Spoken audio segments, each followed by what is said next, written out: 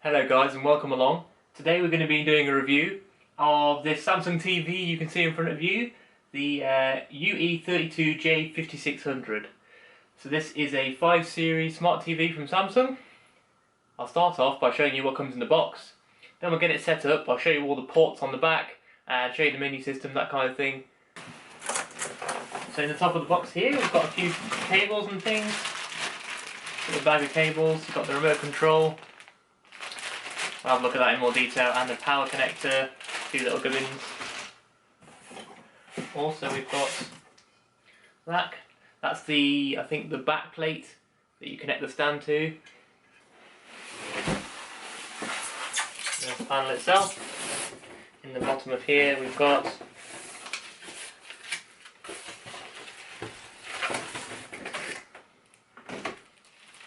a little instruction manual and the Get Started guide on how you connect it all up. So before we can turn the TV on, we need to assemble the stand for it to stand on. So first, 4 screws connect the base to the thing that connects onto the back of the TV.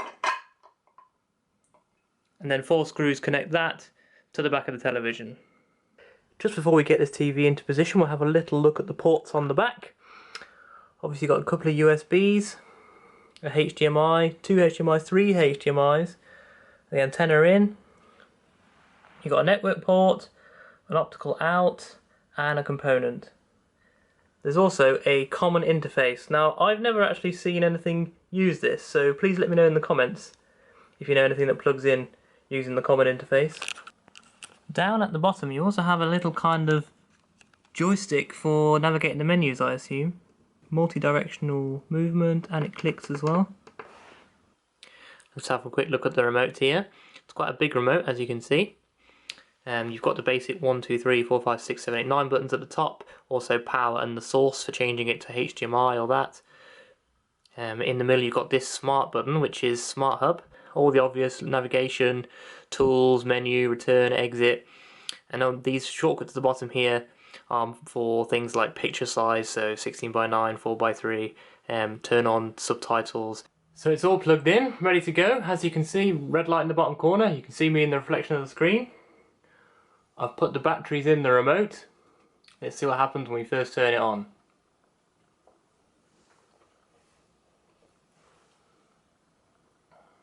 Still waiting. Oh.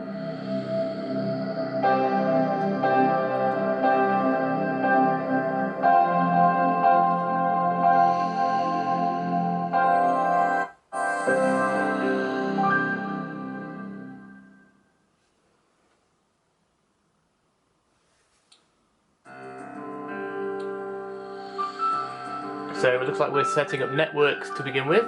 Nice bit of volume, I'm going to turn that down. Ooh, what beautiful music.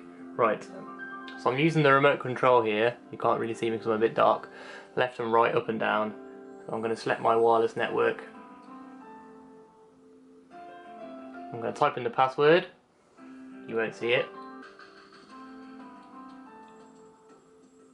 Your TV is now connected to the internet. Okay, thank you very much.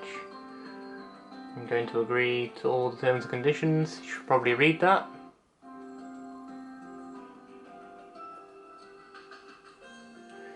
Choose my location, UK. I'm going to do a auto tune.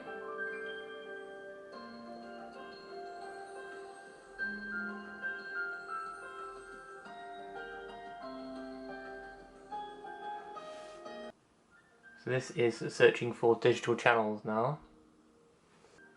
There we go, you should be able to see that a bit better now. So that's auto tuning complete. It's found 110 TV channels, which is a good thing. Next. Setup complete. Your smart TV is ready to use. And there's BBC One. So let's have a quick rundown of some of the features. First we'll go with the program guide. It's a fairly standard program guide where we can see all of the TV shows that are coming up on all the different channels. Select them by pressing OK.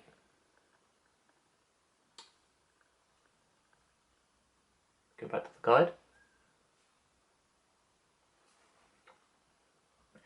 You also get picture-in-picture in the top left. I've noticed sometimes the picture-in-picture doesn't actually work. You might have seen it before, it was black when I was on BBC One HD. That's a little bit of an oddity I've noticed. Let's go back on the guide, see if it works now. Yeah, it works now, so that's an odd one to look out for. This is your pretty standard program guide, shows has a really nice layout, nice colour scheme. You can see loads and loads of timing forward. If you go onto a show, you can press the information button on the remote, and it brings up information about the show that you want.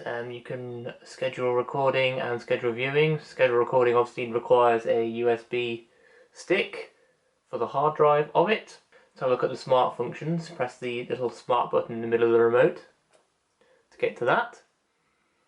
So that appears across the bottom. These are your most used applications. Obviously I've not really used many applications on this before, so I haven't got that many, but they've got all the obvious ones: BBC iPlayer, ITV, Channel 4. And if you go to featured, you can get the main app interface up. Loads in a few seconds. This is all connected to the internet via Wi-Fi, of course. You can also connect via a network port. So on the top bar you've got My Apps, which is all the apps you've got installed. I've just got the default. What's new, most popular is obviously, as you would expect it, games, videos, sports, all sorts of things. WWE Network, awesome. Good test of how good a TV is the iPlayer, BBC iPlayer. I find sometimes it's quite slow on some older TVs. We'll see how it goes on here. Okay, BBC Three has moved online, very nice. And there we have it. Let's just see how quickly we are to scroll around. Oh, that's really nice. So from here you can play all the BBC shows that have been on in the past 7 days, also a load of different other shows that they've selected for you. ITV Player works in a very similar way. In fact, going back there goes back to the TV, so we have to press the start button again. Recent ones, featured. Let's go to ITV Hub this time.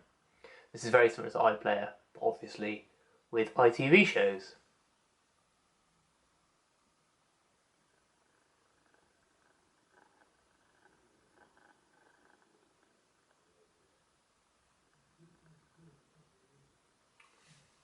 Okay, so once you're into the iPlayer, once you're into the ITV player, not iPlayer, this is just like the BBC, a little bit more laggy actually on the interface.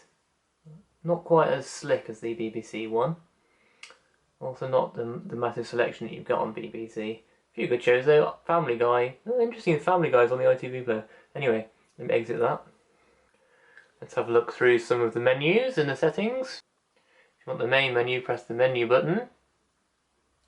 This brings up a few different functions that we can play with. Picture, this is all about the brightness, contrast, that kind of thing. Sound is all about sound mode, sound effects. Speakers, if you've got them connected, that kind of thing. Broadcasting is all about tuning. I showed you that a minute ago. So for example, you can move BBC One HD to B1 on your remote at the top of the guide, so you don't keep watching the SD version. You can do that there. Network settings is where you add in your Wi-Fi password. Smart Hub, this is where you put in your account details. System information, this is all about languages and times. It's all pretty much set up for you. And support, this is where you can look at the e-manual, that kind of thing. So overall guys, how I would rate this television. The pros, really easy to use, auto tunes, all the settings are done for you. The menus and stuff are really simple. The picture quality is awesome. Obviously it's going to be hard to show you the picture quality and sound quality over on a video. Some of the negatives, I've found some of the menus to be a little bit slow to load, and when you turn the television first on, it takes probably a good 10-15 seconds for the television to actually turn on from a standby. I will pop a link in the description below to where you can buy this from. It's available around about the £250–300 mark at the moment. I'll put up a link to Amazon in the description. If you have been, guys, thank you for watching. Please let me know if you've got this TV, anything you would say about it, any tips or anything for people that might be buying it, and I'll see you in the next video.